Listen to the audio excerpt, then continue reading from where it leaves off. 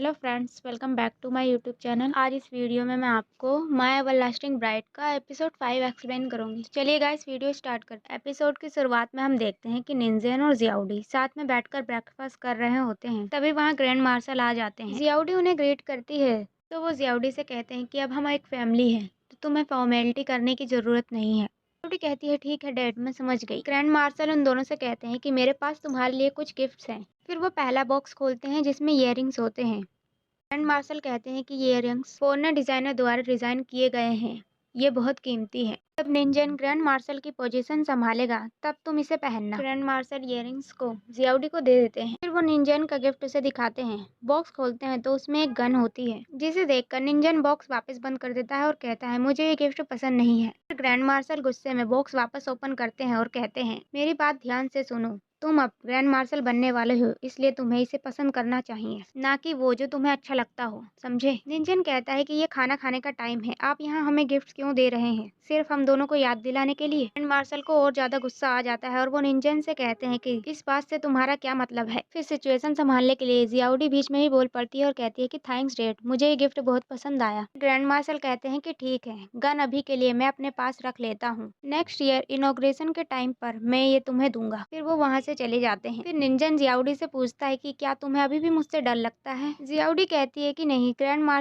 Martial नी के सामने मैं बस थोड़ा नर्वस थी। निंजन कहता है कि मुझे नहीं लगता कि तुम इतनी आसानी से नर्वस हो सकती हो। जियाउडी कहती है कि मैं पहली बार एक यंग मार्शल की वाइफ बनी हूँ। फिर निंजन उससे कहता है कि वैसे हमने कॉन्ट्रैक्ट साइन किए हैं, तो तुम मुझे बताओ कि किसे ढूंढने के लिए मेरी मदद चाहती हो। जियाउडी उससे कहती है कि मैं एक अनाथ हूँ और मैं नहीं जानती कि मेरे माता पिता कौन है, क्या तुम उन्हें ढूंढ सकते हो। निंजन कहता है कि ठीक है, मैं उन्हें ढूंढ सकता हूँ, पर इसमें टाइम लगेगा। जियाउडी कहती है कि मैंने पूरे 20 साल वेट किया है, तो मैं थोड़ा और कर सकती हूँ। फिर वो उठकर निंजन के कपड़े ठीक करने लगती है और उससे कहती है कि तुमने कहा था आज तुम्हें कुछ जरूरी काम है, इसलिए तुम जाओ। निंजन मजाक में जियाउडी से कहता है कि ये रूम मेरा है, तुम्हारी हिम्मत कैसे हुई मुझे यहाँ से भगाने की। मैं तुम्हें वार्निंग दे रहा हूँ, अगर फिर कभी तुमने ऐसा किया तो तुम्हें पनिशमेंट मिलेगी। फिर नेक्स्ट सीन में निंजन लियाओ से कहता है कि जितनी जल्दी हो सके मुझे ये काम खत्म करना है। लियाओ कहता है क्यों, आपको घर जाने की जल्दी है क्या। निंजन कहता है कि कुछ नहीं, बस मुझे बाहर रहना अच्छा नहीं लगता। घर पर जियाउडी एक नौकर से पूछती है कि क्या डैड घर पर हैं।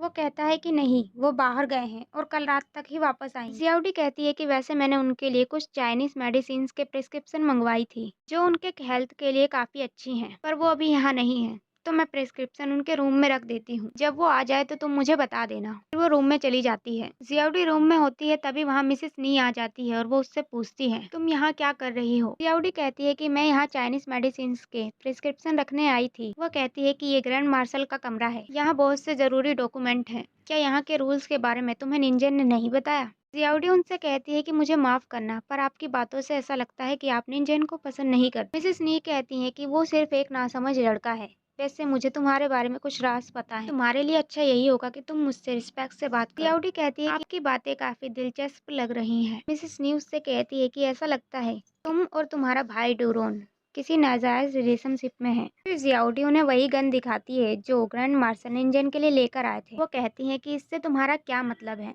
जियाउडी कहती है कि मेरे और मेरे भाई डोरिन के बीच रिलेशनशिप के बारे में आपको कुछ गलतफहमी हुई है, जबकि मैं और आप साथ मिलकर काम कर सकते हैं। सुनते ही मिसेस नी जियाउडी को एक थप्पड़ मार देती हैं। वो दूसरा थप्पड़ मारने ही वाली होती है कि तभी वहाँ निंजन आ जाता है। वो मिसेस नी का हाथ पकड़ लेता है, कहता है कि आपका दिमाग खराब हो गया है क्या। मिसेस नी कहती है कि तुम्हारी हिम्मत कैसे हुई अपने एल्डर से ऐसे बात करने की। फिर वो जियाउडी से कहता है कि तुम बताओ यहाँ क्या हो रहा है। जियाउडी कहती है कि मिसेस नी को गलतफहमी हुई है कि मैं यहाँ ग्रैंड मार्शल के डॉक्यूमेंट चुरा रही थी। फिर मिसेस नी निंजन से कहती है कि मुझे लगता है कि आपने किसी जासूस से शादी कर ली है। निंजन मिसेस नी से पूछता है कि आपने इस पर हाथ उठाया। मिसेस नी कहती है कि मैं जानती हूँ कि तुम अपनी सौतेली माँ के रूप में मेरी इज्जत नहीं करते हो, फिर भी अगर तुम सही और गलत में अंतर नहीं कर सकते तो मुझे ग्रैंड मार्शल से बात करनी होगी। निंजन कहता है कि आप खुद को अच्छा दिखाने की कोशिश ना करें, आप मुझसे नहीं जीत सकती, इसलिए आपने इसे निशाना बनाया। मिसेस नी कहती है कि फिर तुम ही मुझे बता दो कि ये ग्रैंड मार्शल के रूम में ताका झाकी क्यों कर रही थी। फिर उनका सर्वेंट बीच में बोलने की कोशिश करता है। मिसेस नी उसे एक थप्पड़ मार देती है, कहती है कि तुम्हें बीच में बोलने का कोई हक नहीं है। मैं आपको पहले ही बता चुकी हूँ कि मैं यहाँ किस लिए आई थी। मैं यहाँ चाइनीज दवाइयों की प्रिस्क्रिप्शन रखने आई थी। मिसेस नी कहती है कि तुम झूठ कह रही हो। निंजन कहता है कि क्या आपको लगता है कि किंग्जिया को यहाँ आने के लिए आपसे परमिशन लेनी होगी, ये मेरे डैड का रूम है। मिसेस नी कहती है कि मेरा मतलब ये नहीं था, पर इसके बिहेवियर से ऐसा लगा कि ये कुछ गलत कर रही है। जियाउडी निंचेन से कहती है कि ये मेरी ही गलती है, मुझसे ही समझने में भूल हुई है। फिर मिसेस नी वहाँ से चली जाती हैं। जियाउडी भी रूम में आती है, पर उसे चलने में थोड़ी तकलीफ हो रही होती है। तभी वहाँ निंजन आ जाता है और उसे उठाकर एक टेबल पर बिठा देता है। जियाउडी घबरा जाती है और उससे कहती है कि तुम क्या कर रहे हो। निंजन उसके पैरों की मसाज करने लगता है। उसे देखकर जियाउडी मन ही मन सोचती है, क्या तुम सच में मुझ में इंटरेस्टेड हो? क्या तुम सच में मुझे पसंद करते हो, या फिर तुम किसी नए प्लान के बारे में सोच रहे हो? मुझे कुछ समझ नहीं आ रहा। दूसरी तरफ मिसेस नी कॉल करके अपने भाई को मिलने के लिए बुलाती है। से कहती है कि पूरे हांगजोंग में सिर्फ 3 ही डिवीजन कमांडर है, उनमें से तुम सबसे ज़्यादा प्रभावशाली हो। फिर भी मुझे समझ नहीं आता कि तुम इतने डरपोक क्यों हो।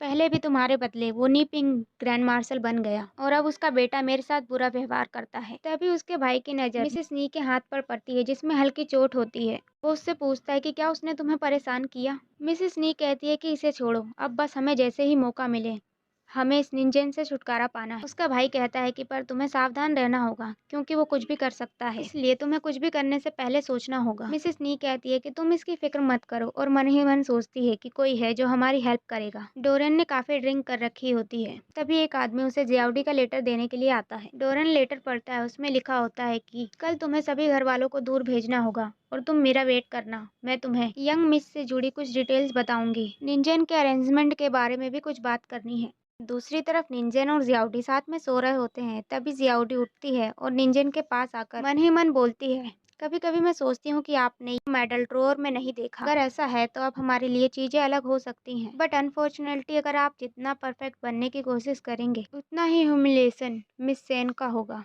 और ये मेरे लिए बहुत पेनफुल होगा और मेरे दिल में आपकी इमेज उतनी ही खराब होगी। जियाउडी उसके गाल को सहलाती है और मन ही मन कहती है कि नेक्स्ट टाइम मेरे हाथ में रियल गन हो। बहुत जल्द सब कुछ खत्म होने वाला है। सो फ्रेंड्स, यहाँ पर एपिसोड 5 का दी एंड हो जाता है। तो गाइस कमेंट करके हमें ज़रूर बताइएगा कि आपको वीडियो कैसा लगा।